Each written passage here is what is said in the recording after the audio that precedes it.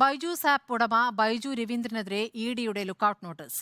ബൈജു രവീന്ദ്രൻ വിദേശത്തേക്ക് കടക്കുന്നത് തടയണമെന്ന് ബ്യൂറോ ഓഫ് ഇമിഗ്രേഷനോട് ഇഡി ആവശ്യപ്പെട്ടു. ബൈജു രവീന്ദ്രന്റെ think and learn private limited 9,000 കോടിയിലധികം രൂപയുടെ ഫെമ നിയമലംഘനം നടത്തിയെന്ന കേസിലാണ് നടപടി.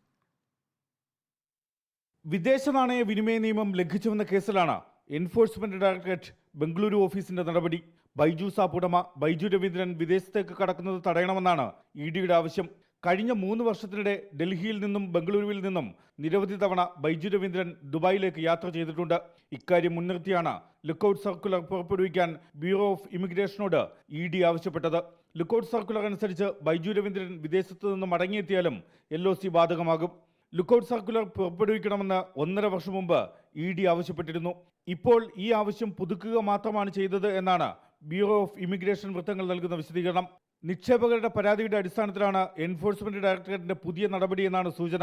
കഴിഞ്ഞ 12 വർഷത്തിനിടെ 28,000 കോടി രൂപയുടെ നിക്ഷേപമാണ് ബൈജൂസ് ആപ്പിന് വിദേശത്ത് നിന്ന് ലഭിച്ചത്.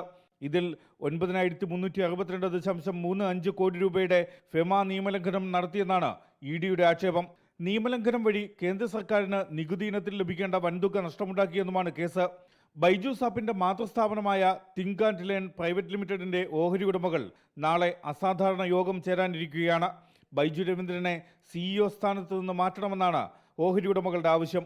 എന്നാൽ അസാധാരണ യോഗത്തിൽ തീരുമാനങ്ങൾ എടുക്കുന്നതിന് കർണാടക ഹൈക്കോടതിയുടെ വിലക്കുണ്ട്.